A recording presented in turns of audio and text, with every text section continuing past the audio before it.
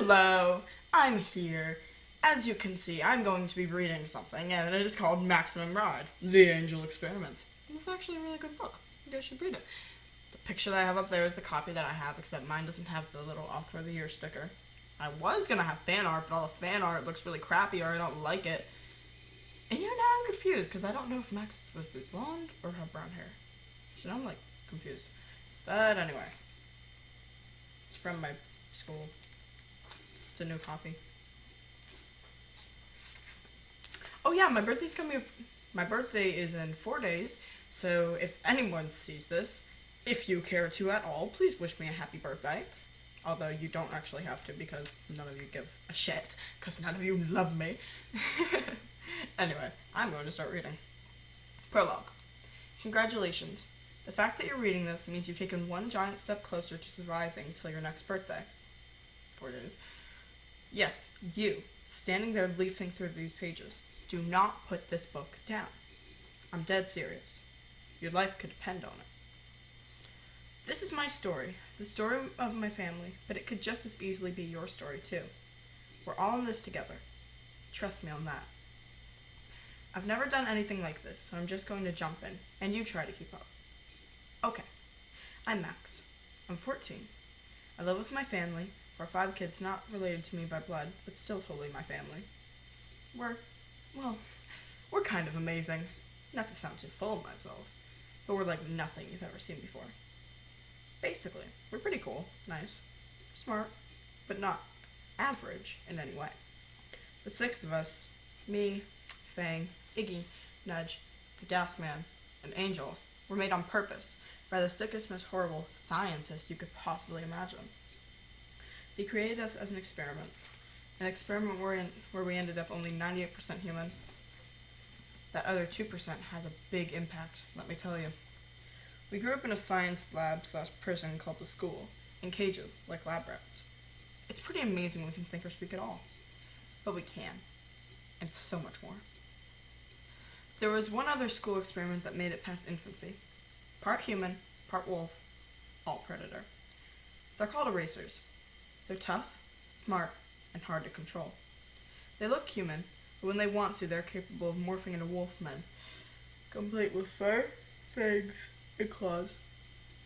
The school uses them as guards, police, and executioners. To them, we're 6 moving targets, prey smart enough to be a fun challenge. Basically, they want to rip our throats out, and make sure the world never finds out about us. But I'm not laying down just yet. I'm telling you, right? This story could be about you, or your children. If not today, then soon. So please, please take this seriously. I'm risking everything that matters by telling you, but you need to know. Keep reading. Don't let anyone stop you. Max. And my family. Fang, Iggy, Nudge, the Gas Man, and Angel. Welcome to our nightmare. Part 1. Flock fright. The funny thing about facing imminent death is that it really snaps everything else into perspective. Take right now, for instance. Run. Come on, run. You know you can do it. I go deep lungfuls of air. My brain was on hyperdrive. I was racing for my life. My one goal was to escape. Nothing else mattered. My arms being scratched to ribbons by a briar I'd run through? No biggie. My bare feet hitting every sharp rock, rough root, pointed stick? Not a problem. My lungs aching for air? I could deal. As long as I could put as much distance as possible between me and the erasers. Yeah, erasers. Mutants. Half men, half wolves, usually armed, always bloodthirsty. Right now they were after me. See, that snaps everything into perspective. Run. You're faster than they are. You can't run anyone. I'd never been this far from the school before. I was totally lost. Still, my arms pumped by my sides. My feet crashed through the underbrush. My eyes scanned ahead anxiously through the half-light. I could outrun them. I could find clearing with enough space for me to... Oh no. Oh no. The unearthly baying of bloodhounds on the scent wailed through the trees. I felt sick. I could outrun men. All of us could. even Angel, and she's only 6. But none of us could outrun a big dog. Dogs, dogs, go away. Let me live another day. They were getting closer. Dim light filtered in through the woods in front of me. A clearing?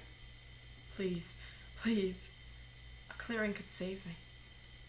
I burst through the trees, chest heaving, a thin sheen of cold sweat on my skin. Yes! No. Oh no! I skid to a halt, my arms waving, my feet backpedaling in the rocky dirt. It wasn't a clearing. In front of me was a cliff, a sheer face of rock that dropped to an unseeable floor hundreds of feet below. In back of me were woods filled with drooling bloodhounds and psycho erasers with guns. Both options stank. The dogs were yelping excitedly. They found their prey. Moi. I looked over the deadly drop. There was no choice, really. If you were me, you'd have done the same thing.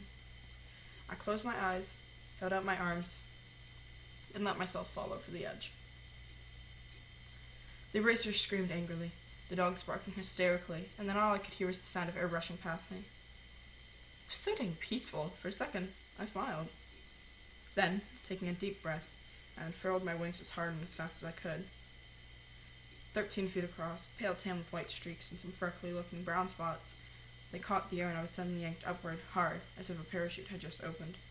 Yow! Note to self. No sudden unfurling. Wincing, I pushed downward with all my strength, then pulled my wings up, then pushed downward again. Oh my god. I was flying. Just like I'd always dreamed. The cliff floor, draped in shadow, receded beneath me. I laughed and surged upward, feeling the pull of my muscles, the air whistling through my secondary feathers, the breeze drying the sweat on my face. I soared up past the cliff edge, past the startled hounds and the furious erasers. One of them, hairy-faced, fangs dripping, raised his gun. A red dot of light appeared on my torn nightgown. Not today, you jerk, I thought, veering sharply west so that the sun would be in his hate-crazed eyes. I'm not going to die today. 2. I jolted upright in bed, gasping, my hand over my heart. I couldn't help checking my nightgown. No red laser dot, no bullet holes. I fell back on my bed, limp with relief. Jeez, I hated that dream. It was always the same, running away from the school, being chased by racers and dogs, me falling off a cliff, and suddenly, whoosh. Wings, flying, escaping. I always woke up feeling a second away from death. Note to self. Give subconscious a pep talk. Better dreams. It was chilly, but I forced myself out of my cozy bed. I threw on clean sweats. Amazingly, Nudge put the laundry away. Everyone else was still asleep. I could have a few minutes of peace and quiet, get a jump on the day. I glanced out the hall windows on the way to the kitchen. I loved this view. The morning sunlight breaking over the crest of the mountains, the clear sky, deep shadows, the fact that I could see no sign of any other people. We were on a mountain, safe, just me and my family. Our house was shaped like a letter E turned on its side. The bars of the E were cantilevered on stilts out over a steep canyon, so if I looked out a window, I felt like I was floating. On a cool scale from 1 to 10, this house was an easy 15. Here, my family and I could be ourselves. Here, we could live free. And I mean literally free, as in, not in cages. Long story. More on that later. And of course, here's the best part. No grown-ups. When we first moved here, Jeb the Chelder took care of us like a dad. He'd saved us. None of us had parents, but Jeb had come as close as possible.